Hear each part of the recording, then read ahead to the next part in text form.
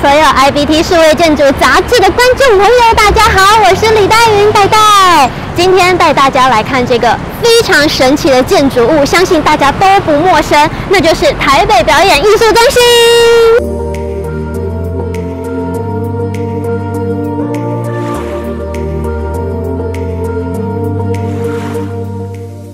黛黛现在在的这个神奇建筑物呢，它的幕后推手就是大都会建筑事务所，简称欧玛 OMA。那我们今天就要来看欧玛的台湾总监林嘉如林总监，我们一起 go！ 本集节目由建筑屋顶与立面专业薄膜供应商冠和企业赞助播出。哇，我今天真的非常开心哦，可以邀请到欧玛的台湾总监，同时呢，也是我们台湾女建筑家学会现任理事长林嘉如总监。戴云好，大家好。哇，今天真的非常的开心，因为相信总监也是在百忙之中，然后答应我们的邀约，这里先跟你说声谢谢啦。谢谢你们来。因为我是在北艺完成之后第一次踏进来这个场馆，那我们本来应该是要先从访谈开始深入了解，但是我实在是太迫不及待，我相信观众也很迫不及待。我们先请总监带我们进行导览的部分哦。好，我们走吧。Go！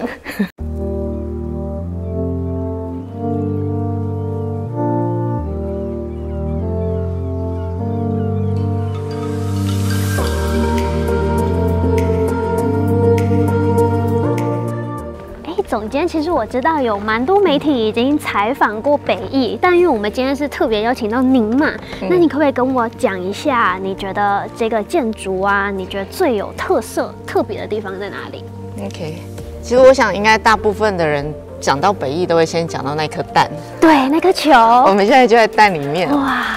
其实我们现在站在这个地方是舞台区，可以看到整个观众席的全貌。在这个案子里面，我觉得为什么要把剧场设计成球形的这件事情，我觉得也是我们在对于剧场的这种可能性，它的不同的剧场表演的特性，其实去给它一个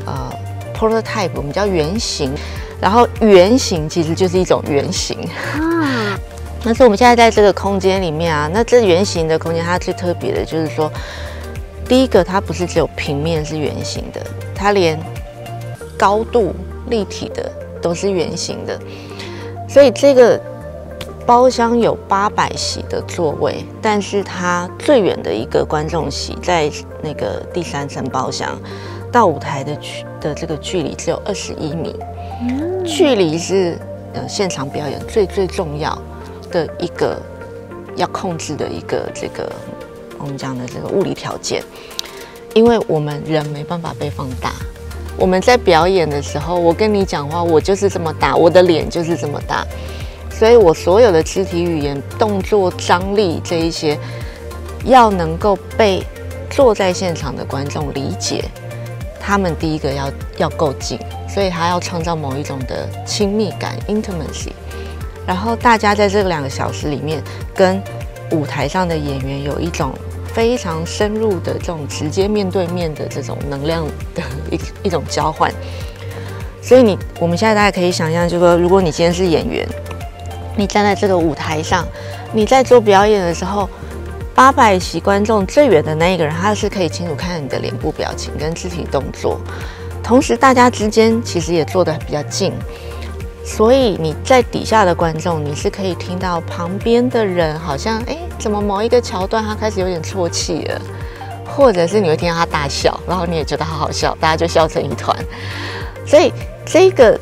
群体的体验，同时也会创造了反馈回来，在我们这个台上的表演者，你现在在那边可以想象，当你在做一个非常有张力的表演的时候，所有的目光都在看着你。你会觉得你是宇宙的 ，you're the star， 中心，对，你就是宇宙的中心，然后所有的人都围在这边，在目光聚焦着，在看着你的这种表演的互动的能量。所以其实我们自己也是，我觉得大家没有说最喜欢，这3个剧场都有它自己的特性，但是如果说最具代表性的，可能以北艺来讲，应该就是这个球形的剧场，在全世界其他地方你大概是不太会有看到这样子的一种这么有张力的一个表演空间在这里。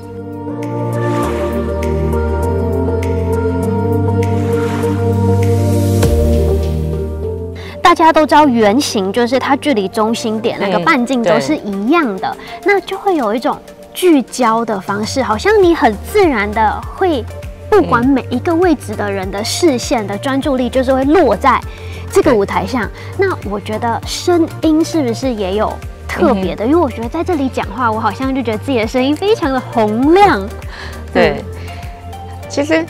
这个空间比较有趣，就是我们刚刚讲到它的机会，因为我们创造这个圆形的空间，所以所有人的视线看到舞台都是，比这样的同样包厢，同样座位席的这个剧场里面来讲，它靠近的多，亲密的多。那但是其实回到声学啊，圆形反而是一个最不利于声学设计的一个形状，也就是说，我们同时帮自己制造了机会的时候，我们也帮自己制造了一个难题。因为圆形目光很近，没错，但是同样的，只要在中心发出的声音到了四周点，它会散回去同一个中心。那剧场设计里面，声学最重要的一点就是你要确保所有的观众席听到的声音都是均值的，不会有那个，因为我们讲声音有残响，一个声音出去之后，它会透过墙壁去弹回来，弹回来的次数太多，或是弹回来的距离太远，你就会听到那个回音。如果以话剧表演来讲，那就很糟糕，因为那个人讲话你就听不清楚，因为他声音一直叠加上去。那所以但是这个空间它也可以做话剧，它也可以做音乐剧，音乐剧就会需要有长一点的这个残响。那或者是这种就不同的表演性质里面，它要去控制它的声学，也就是剧场技术上面最难的部分，就是说你需要很多的设备来辅助去控制、改变它的声学条件。所以包括像我们有很多其实现在隐藏在上面看不到的这些机械空间。它里面有些布幕，你打开的时候它可以吸音，然后或者是说这种像后舞台啊，我们看到的这些板子、这些洞洞，它其实都是把声音在这个地方，就是让它不要再弹回去外面，让它在这个地方就被吸掉。那在这个圆形剧场里面，它最重要的声学的元素啊，其实就是我们后面看到那一些包厢。因为舞台的声源是从前台这边出去的，那声源一出去之后，我们不希望它透过后面的弧形的墙又折回来，折到观众，你就会觉得很怪，因为你表演在前面，你怎么会声音从后面来？所以它到后面的时候，它就要被这些包厢打散吸收。所以包厢里面其实有一些很有趣的材料，那个墙壁好像金字塔的这个，它都是吸音棉，所以它可以确保就是在我们同时要满足最好的视觉效果的时候，它的声音是一个专业的剧场的品质。所以像看到后面有些布幕啊，也是在帮助，就是说如果说有需要的时候，它整个打开，声音进去之后会被后面这些布幕吸掉，同时它也可以让一个一个包厢好像有一种你跟大家一起看表演，可是你又有一个独立的空间的这种比较趣味的这种亲密感，这样。那椅子本身也是，其实椅子本身的这个材料也是为了把声音吸起来，就好像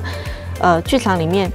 你有坐一个人，跟你有坐800个人，它最好声音的表现都是类似的。所以椅子其实就在模拟我们人，因为人是会吸音的，所以它其实就是在模拟我们人的吸音效果。这样，所以透过这一些设施，然后让这个剧场它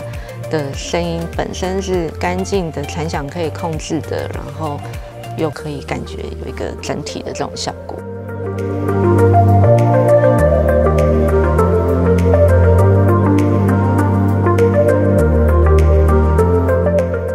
哇，我们刚刚从圆形的剧场现在来到方形，其实这很明显就可以看得出来，因为刚刚在圆形连座椅都是圆滑的曲线，然后我们现在摇身一变来到方形，就看到连椅子，然后旁边的那个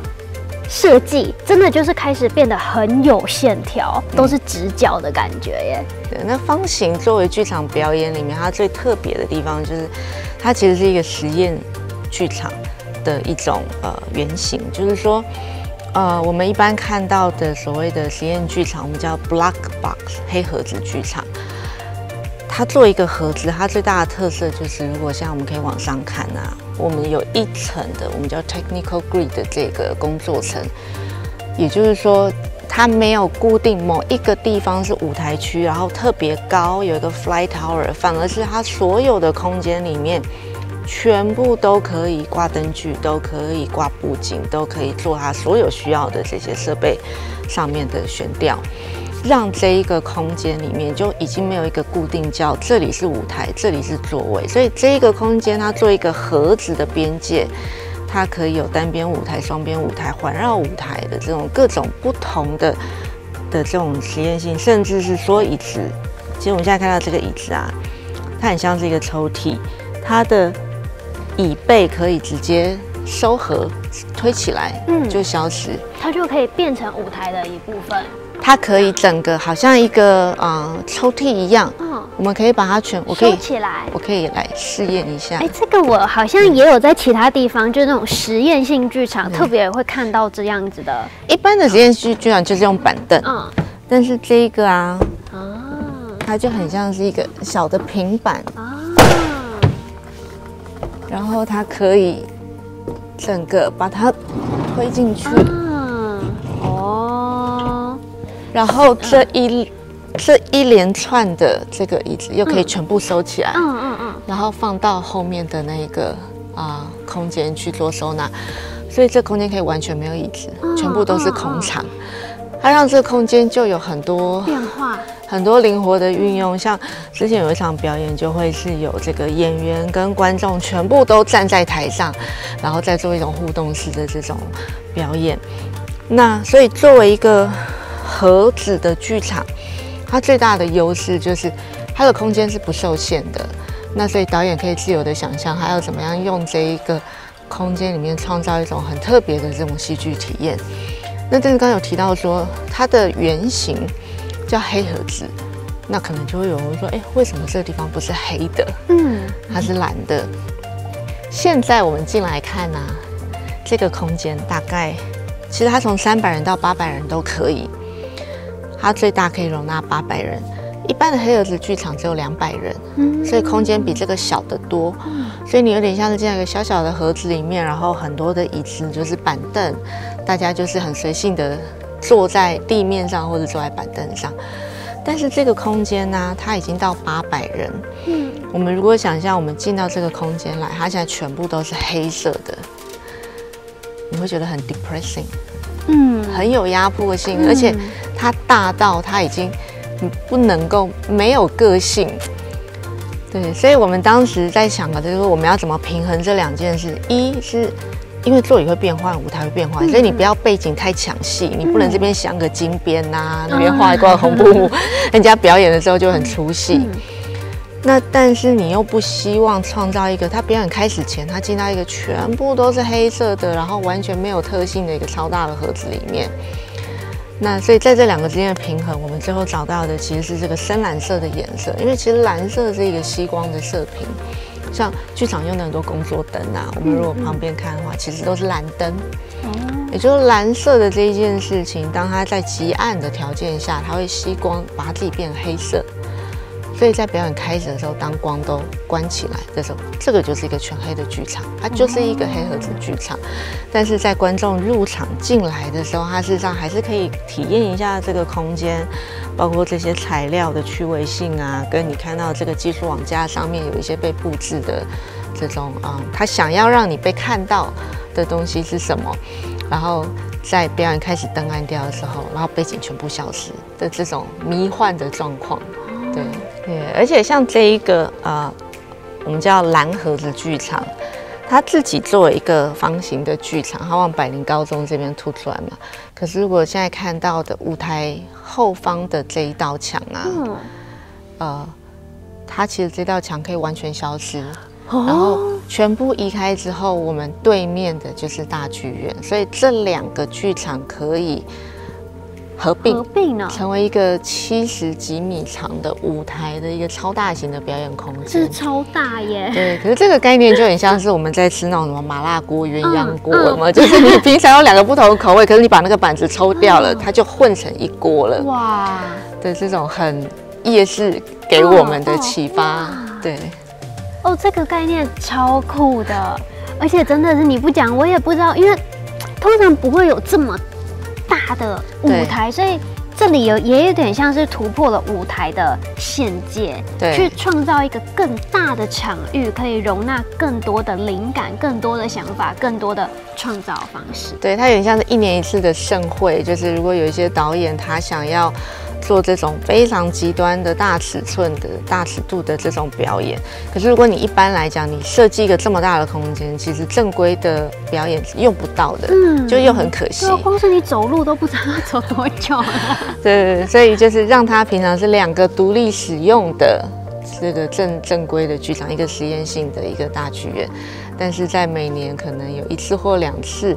有一种非常疯狂的盛会式的门墙打开，然后所有观众都到舞台上，然后整个表演是一个线性的这种很壮观的场面，然后在这个市中心，然后被夜市围绕，就是一种很奇妙的景象。真的是平常鸳鸯锅的，就平常夜市是夜市，可是夜市有时候会1年1度大拜拜的时候，那大家也都是共襄盛举的感觉，把那个摊贩跟摊贩之间隔阂都去除掉的感觉，对，太酷了。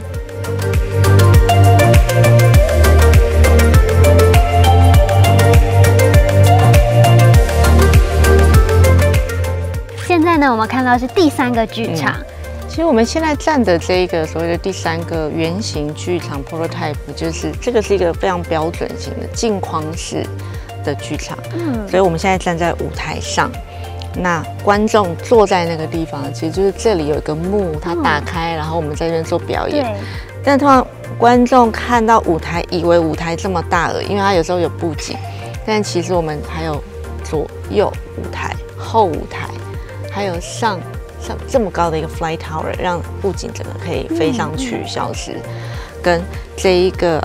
我们现在站的这个 stage lift， 它是整个可以降下去到下面的，所以它有一个往所有的方向去延伸的这个空间性，来支援这个舞台上面的这些变化。那所以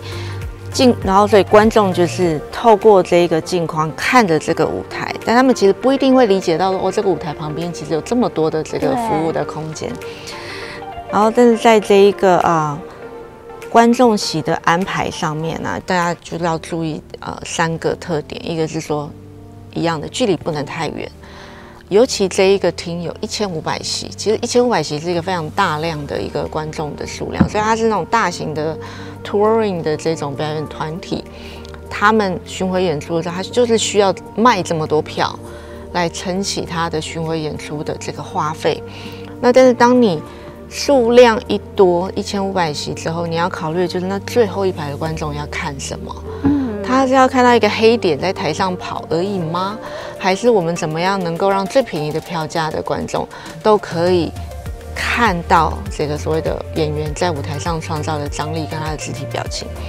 所以像这一个整个的设计里面，就是我们希望透过一个比较紧密的这样子的一个排法，当然它是符合法规跟所有的这个逃生消防安全的这些标准尺寸里面，尽量的在塞1500席的前提下，最后一排的观众到舞台只有30米，所以30米的距离是你还是视觉上其实是可以看得到的这个上面的表演，然后同时它也不能太宽，因为有时候你要控制它的长度的时候，你就把它变得很宽，但是很宽的时候，它的角度看到舞台就很偏。那另外一个就是要让它的斜度被控制过，所以我们可以从任何的观众席看到舞台是不要被前面的人去遮挡。所以大概这几个是我觉得它在座位设计上面比较困难的，我们要去符合的就是视线又要清楚，又不能太宽，又不能太远，又要1500席这样等等。但是大家创造出这个前提之后，我们也会希望座椅本身其实就是设计的一部分，所以我们这样一条一条的这个座椅，平常像现在没有观众的时候，它就很像是一个地景的延伸，然后是一个比较宁静的，不是一颗一颗的这种好像行路上选下来的座椅，而是说你看到，假设我今天在这边排练的时候，我很像就是在一个蓝色的大海。对，真的有这种感觉。对，然后去进行我的排练。那现在后面看到中间就是上面这一区跟下面这一区拖开来这个缝啊，其实那个窗帘可以全部打开来，它是向外凸显，自然光可以进来。所以一般它会打破了一般剧场都是被包在建筑的中心，所以一般剧场的核心空间都是完全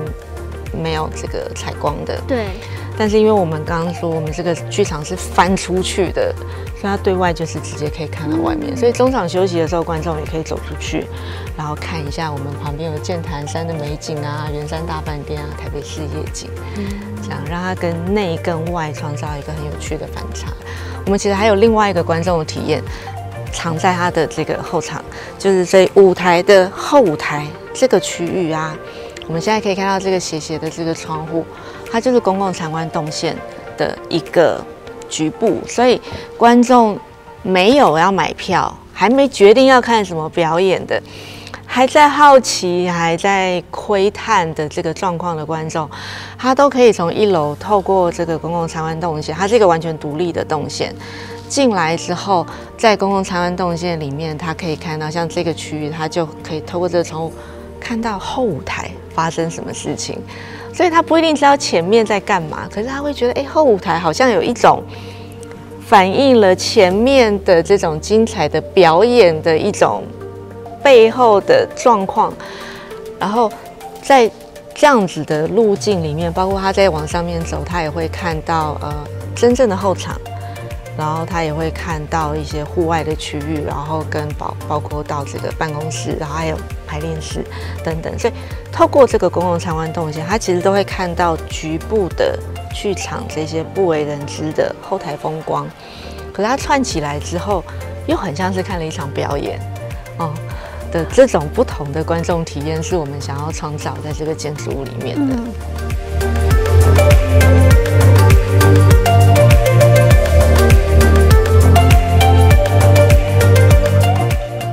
所以我们现在在的1楼大厅啊，其实我觉得也是这个案子里面非常重要的一个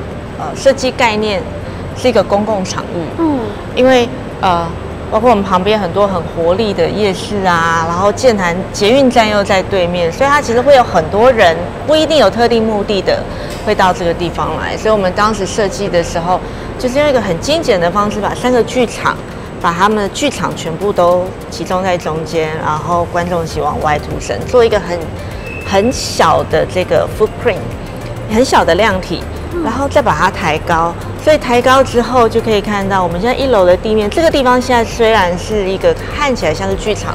的空间，但是其实这整面墙，现在天气好的时候可以完全抬起来。就不会有这2个会变同一个隔阂的感觉了。对，这个地方会变成同一个空间，因为它这道墙就消失了。因为就是这种墙、这种门，有时候会让人有距离感。对，这个门推开了，会不会就有人来服务我？你要干嘛？对，然后害我不敢踏进这个空间。所以这个门是可以完全，它是可以消失。天气好的时候，对，所以我们想象的。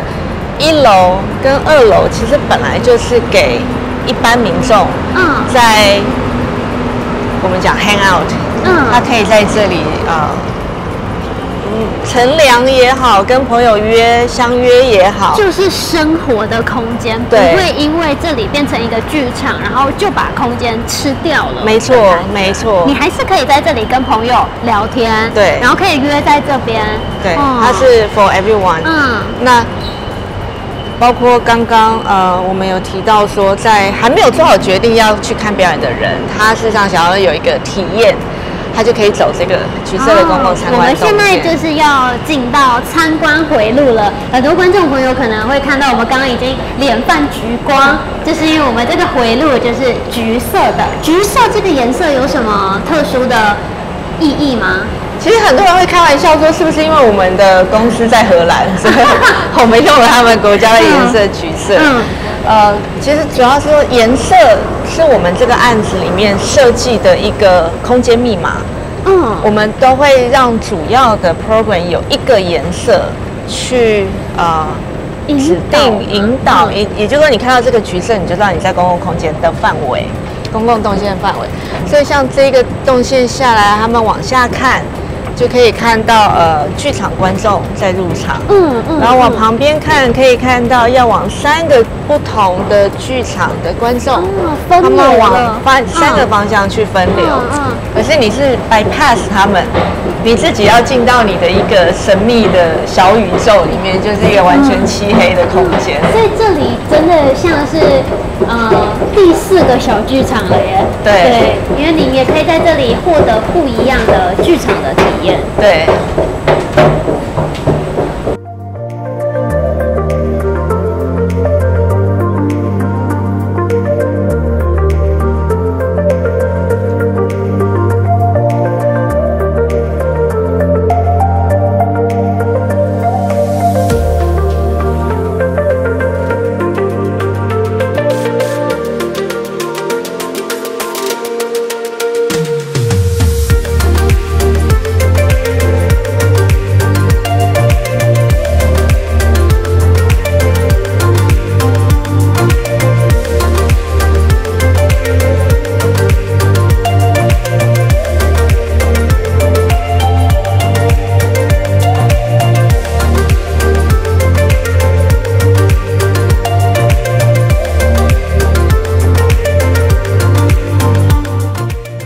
我们现在站的位置是11楼，然后公共参观动线就是刚刚从那个橘色的发光入口，它最后就会把那个访客从这个地方喷出来，所以他们就是在一路看完下舞台、侧舞台、后舞台，然后包括就是在里面这样看到剧场的后面之后，突然又回到了城市。对，然后在一个半户外空间看到剑潭山，看到圆山饭店，甚至远处可以看到星光三月。晚上的时候就会有夜景。你突然发现你在城市的一部分，可是你在一个边界上，就是一边有绿带，然后后面是城市，然后你在一个戏剧的走道中进到一个，我在哪里？对，很冲突哎。对，然后因为它又有就是这个高度够，因为我们是垂直叠加。所以你从1楼地面的这种夜市的文化到这里，觉得我好像开始理解到台北市的某一种地形，然后包括往另外一边看过去，可以看到整个环山的这种盆地的地形，然后它作为一个好像观看台北市的瞭望台，然后把那个尺度一下又突然放到很大，然后最后再从后面这个入口进到球剧场。然后在球剧场里面回望这个球剧场的舞台，然后完成了它的这一整个这种奇幻的体验空间，对。